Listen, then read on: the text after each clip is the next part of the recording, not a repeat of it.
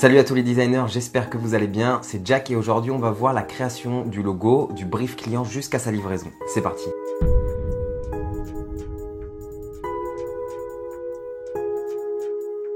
Alors avant de vous montrer la création du logo, on va faire un petit rappel sur qu'est-ce qu'un logo. C'est une représentation graphique qui permet d'identifier l'entreprise qui est derrière. En fait, le plus dur dans un logo, c'est son intemporalité. C'est-à-dire que le logo doit pouvoir durer dans le temps. On va prendre l'exemple de Coca-Cola.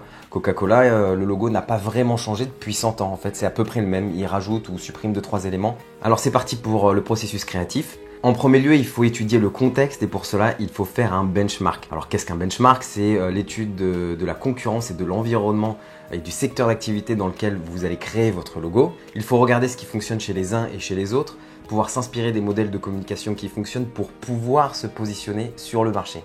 Ensuite, il faut aller s'inspirer sur Internet et s'inspirer dans les livres. Alors sur Internet aujourd'hui c'est facile, on a une tonne de blogs ou de sites Internet qui nous aident à aller chercher les bonnes informations. Et tout ça pour faire quoi? Tout ça pour faire la planche tendance. C'est un outil qui va vous permettre de justifier votre création graphique. Le secret d'une planche tendance, c'est quand vous arrivez à la montrer à quelqu'un et que la personne peut presque deviner le logo qui se trouve derrière. Alors on va mettre en application tout ce qu'on vient de se dire sur un cas client fait dans l'agence de communication dans laquelle je travaille. Le client s'appelle la tribu des terroirs. Ils vont à la recherche du producteur artisan de bon goût. Ce qui les caractérise en fait, c'est qu'ils vont à la rencontre des producteurs et ils font la connaissance avec eux et la promotion de cela sur leur site internet. En fait, c'est un peu comme un gage de qualité.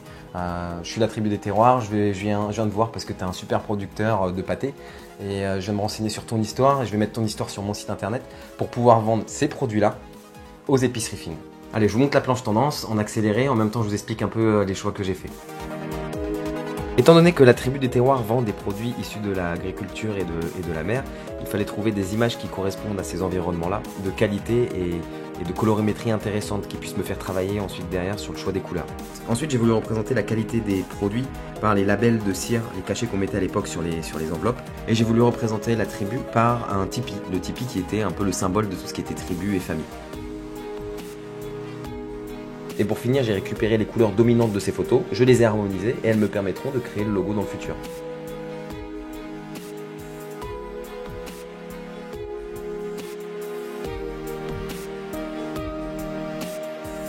Voilà, la planche tendance est faite. Alors j'ai rajouté le tipi un peu au dernier moment parce que c'est ce qui symbolisait le mieux l'aspect tribu. Et j'ai filmé mon écran en accéléré pour vous montrer la construction du logo dans son intégralité. Alors j'ai tout laissé et vous pourrez voir à quoi ça va ressembler au final.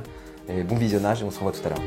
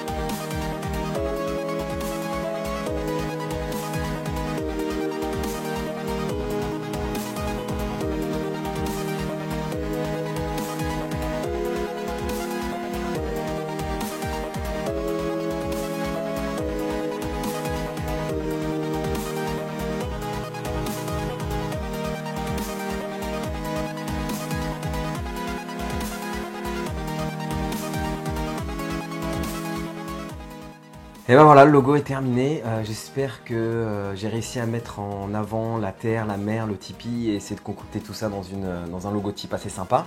N'hésitez pas à me donner vos avis dans les commentaires, je me ferai un plaisir de les lire. Et surtout, ce que je voulais montrer aujourd'hui, c'était qu'une bonne étude en amont pour travailler le logo est tout aussi importante que la réalisation. Sur ce, je vous souhaite une bonne fin de matinée, une bonne année et un joyeux Noël. Ciao, bye.